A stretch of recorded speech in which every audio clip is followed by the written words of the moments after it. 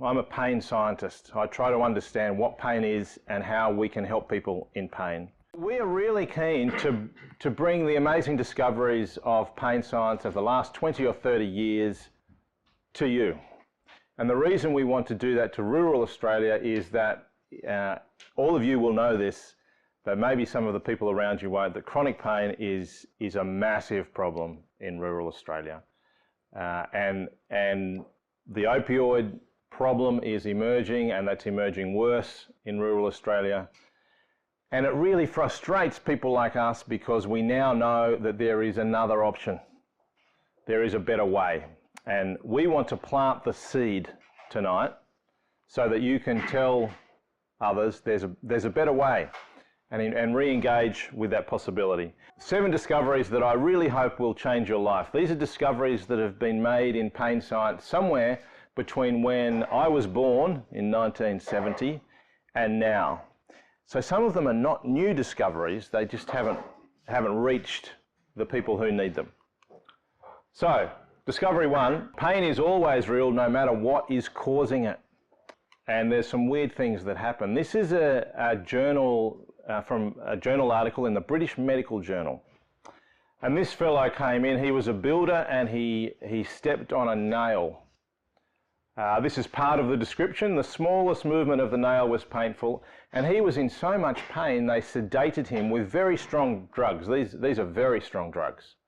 Fentanyl is an opioid, and they gave him 2 drugs to shut him up.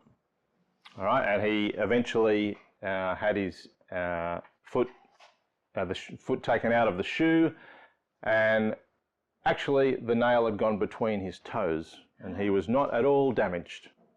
He had absolutely no injury, but he was in agony. And it was such a startling case that it was written up in one of the most prestigious medical journals. His pain was real. He had foot pain. So bad that they had to sedate him and give him opioids. And he had no injury. Pain is real no matter what is causing it. Here's some fun experiments, not done by me or my research group, but they're fun experiments. And what they did is they got supposedly normal, healthy people. We always say they're not really normal because they're volunteering for pain experiments. But otherwise, they're normal people. And they volunteer to put their head in a head stimulator. And the researcher turns up the stimulator. And it's not very surprising that if this was a graph of that, the higher the stimulus intensity, the worse their head pain. These are normal people. A critical situation here that I haven't told you is that this stimulator does nothing at all. It's not a stimulator, it's just a piece of plastic that goes over the head. But because they thought it was a stimulator and they could see the intensity knob, they get head pain. These are normal people just like you and me. This is a normal, sensible brain event. Then they tricked the experimenter. They said to the experimenter, "This is a head stimulator. Be careful." But it does nothing. And now people have more pain. So the experimenter, thinking that they were stimulating the head, has given some information to the person in pain, and now they're hurting more. Why don't we now unplug the stimulator and make sure that the patient can see that you've unplugged the stimulator. It's no longer on, it's no longer connected. And now there's almost no effect. There is an effect, but almost no effect. Now let's do exactly the same thing, but we're going to tell you this is a recording device. We're recording brainwaves. We're going to tell what you are thinking. No pain. It doesn't hurt. It's all about the brain getting credible evidence that something is dangerous and needs protecting. Amazing discovery number 2, and this is truly amazing, that pain relies on context and cues. Pain's not the only thing that relies on context, and perhaps I'll give you a couple of quick examples of context. For me, when I put my hands in really hot dishwashing water, it really hurts. If I put a hot thermode on my skin for a research experiment, it doesn't hurt and I get burnt, and I've got burns on my hands now. I can't be a subject because the context is different. But pain is not the only thing, and I want to show you this illusion. Some of you have seen this illusion, but I want you to raise your hand if, when you look at this square here, it looks lighter to you than that square there. They're different, right?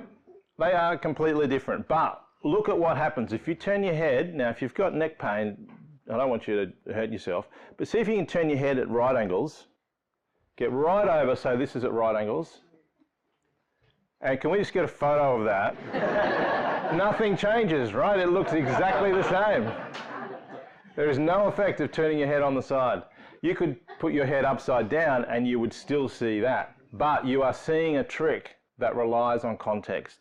So if we take those two squares out to the side, they are identical. This is not a PowerPoint trick. We did an experiment with colours. We got a dangerous stimulus. It's normally painful. It's a very cold metal rod, and we put it on the back of supposedly normal, healthy volunteers. But what we did was show them a red light while we put it on the back of their hand, or we showed them a blue light. We did not say anything. We just showed them different lights while we gave them this painful stimulus. And then we asked them, how much does it hurt? And these are their results. So every line here is an individual. So this individual here, when they get this painful stimulus with a blue light, it doesn't hurt as much as when they get it with a red light. That's a big difference, right? This person here, it makes no difference. They're not picking up on important cues that the rest of us use to have an experience, like pain. Pain is all about protection, and this is the really important one, and it's the most difficult one to believe, I think. Pain is not about measuring the state of the tissues of your body. Never, not even in mice. Pain is always about getting you to protect those tissues. It sounds quite similar, but it's different. In violinists, the fingers on their left hand are more sensitive to painful stimuli than the fingers on their right hand. These are going to be tougher. These have got to be tougher, exactly, and these are tougher, but they hurt more, even though they're tougher. That's because pain is about protecting something that needs protecting. You need to protect this one more than you need to protect that one. Pain threshold to sunlight, or UV, ultraviolet light, gets higher the further away you live from the equator. You normally live from the equator. So this is a picture here of the Scandinavian sunbaking and the Italian with very modest swimwear hiding from the shade. These people are not weird. This is proving to us that pain is about protecting these people. If you're closer to the equator, it's more important to protect. So you get pain earlier than if you live further away. We now know for a fact that anything that suggests you need protecting takes your pain up. Anything that suggests you don't takes your pain down. And I'm talking anything. I'm not just talking movements. I'm not just talking activities. I developed really bad shoulder pain about 4 years ago. It was really bad. And I ended up having an MRI on my shoulder. And when I read the report, my shoulder pain was worse. It became worse. Now, I'm really normal. If you hurt your back and you get an MRI on your back, you've reduced your chance of recovering by getting the MRI. Isn't that an amazing discovery? Does anyone feel like saying, why wasn't I told? Yeah, it's only a small effect, but it's an effect nonetheless. And that makes total sense when we realize that pain doesn't measure the state of your tissues. You can have brutal pain without having a brutal injury. So a lot of people have twisted their ankle, yeah, and it becomes swollen. Raise your hand if it was a swollen ankle when you twisted it. All right, and raise your hand if it was pretty much pain-free 2 weeks later. Okay, it would take 6 weeks for the tissue to be back to normal, but your pain is gone when you no longer need to protect it. The pain is making you protect. The pain is not telling you the state of your tissues of your ankle. This is I drew this. This is not out of an experiment, but it makes sense of a lot of experiments. And it doesn't really fit what we expect. This is the amount of pain that you have, and you can see that you can have severe pain before an injury, before the injury happens. And that's what stops you from getting the injury, right? Pain, you can do a little experiment. Don't do this too hard because I got purple ears when I did this. But if you squeeze your earlobe, go on, squeeze your earlobe and stop when it hurts. Now, there's no way you've injured anything, but you had pain. The pain is not telling you the state of the tissues. The pain is telling you stop. Stop squeezing. And look at this. Once this injury gets really bad, there's a very counterintuitive relationship with pain. A catastrophic injury is nearly always not painful, because there's no point. Rip your arm off at the battle, there's no point making your shoulder hurt because you need to survive. So the brain is producing pain. Every pain is about a production out of the brain. Here's an amazing one. This is a fellow, a World War II veteran, who 60 years later had to have an X-ray and found a bullet in his neck. No idea when it arrived. He does remember being under fire, and I don't know, maybe they sourced the bullet. Now, they do that on television shows, don't they? They can look at the bullet and say, oh yeah, you were on the corner of Wilson and Gallen Street or something. That's a remarkable situation. He had no pain because pain would have been silly to have at that time. Have a look at this. Raise your hand if you've ever had back pain. Wow, that's a lot of people. You and actually 95% of humans. Raise your hand if you've still got back pain. Raise your hand if you've been told you've got a disc bulge. What? Disc bulge. What about degeneration? Fantastic. Look at the number. These are the percentage of people of different ages who have those things and don't have back pain. They have no back pain. So I'm sitting somewhere between 40 and 50. I would say around about 75% of people my age, if you get an MRI, it will say you've got disc degeneration. I'm pain-free. Well, actually my legs are hurting a lot today because I just rode from Melbourne. But have a look, some of you might be a bit older than that. 90% of people without back pain who are 60 years old have these problems. Pain's not measuring damage. Pain's trying to protect you. And the really exciting thing is that once we find out why, we can start to change it. The difficult thing is finding out why. But we are amazingly adaptable. There's this word you probably haven't heard of, bioplastic, but you might have heard of neuroplasticity. Yeah, it's sort of cool at the moment. Bioplasticity just means everything as well as the nervous system. So we adapt very quickly and we learn very quickly. And the longer you have pain, the more your nervous system and your immune system learn to make pain. You learn pain.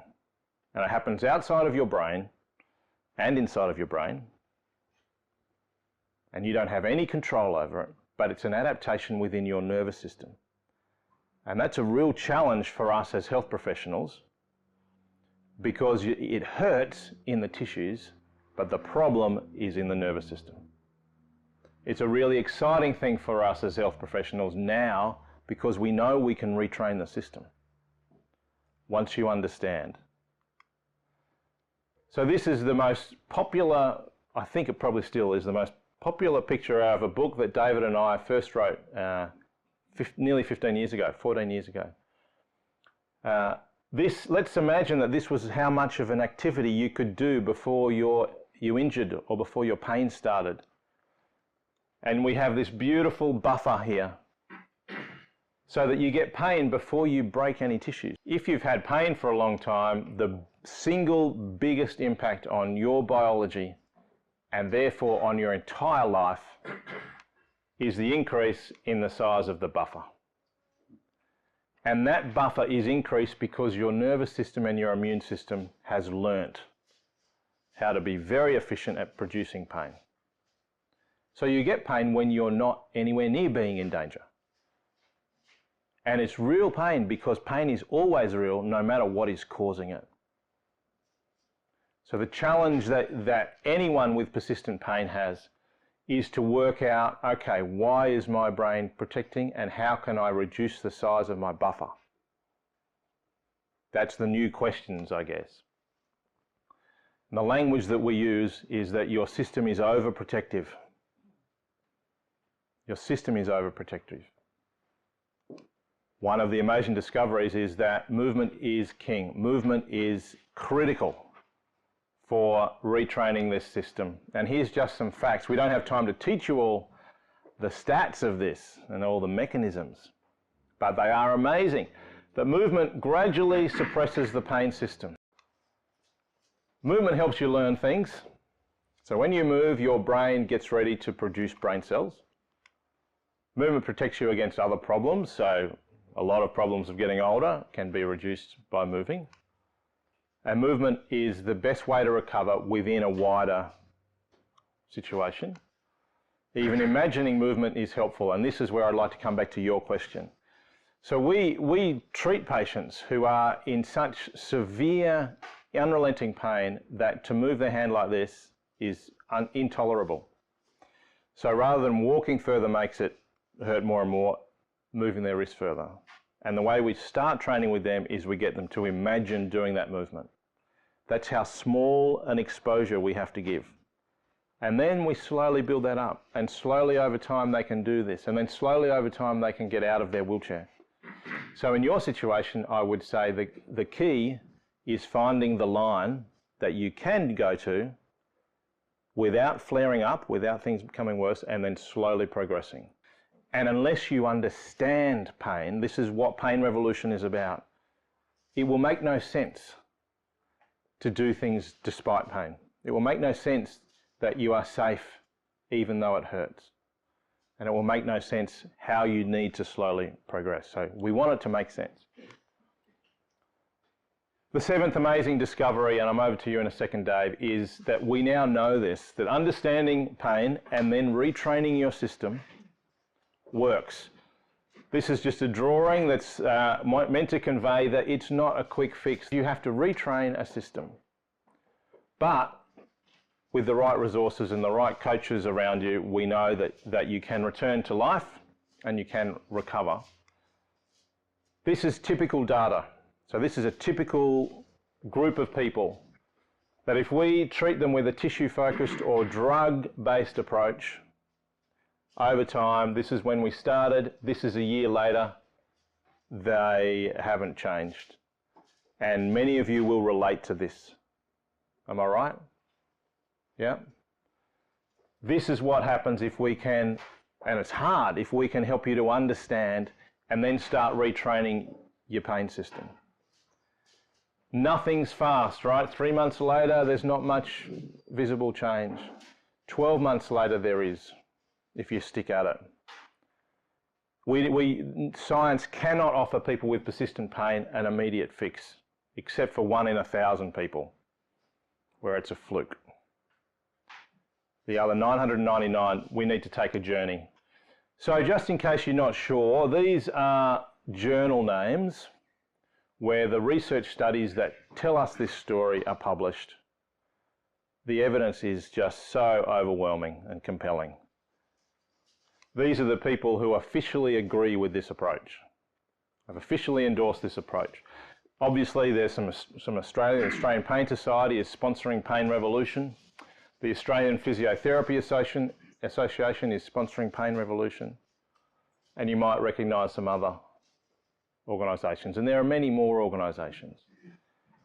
And it is remarkable that this message has to be taken to the people by us middle-aged men and women in Lycra Not a pretty sight, probably quite a painful sight. So this is our motto for Pain Revolution, and obviously there's no chance of giving you a prescription here. What we want to do is trigger something. So that next conversation you have with your GP or with your physio doesn't start with, how can you relieve my pain this week? It starts with, tell me about the journey. Tell me about understanding pain. How do I understand pain? Because it's not easy to understand. And how do I retrain my system? Rethink pain. Work with the right person, hopefully a coach, an EP, a physio, perhaps an OT, to get a plan together and plan to re-engage with this, with the idea of recovery. Re-engage with a new sense of what is possible and start your journey now towards recovery. Obviously, this event wouldn't happen without sponsors. The University of South Australia is the main sponsor, but also Gallagher Bassett, EML and the International Spine Centre have been really generous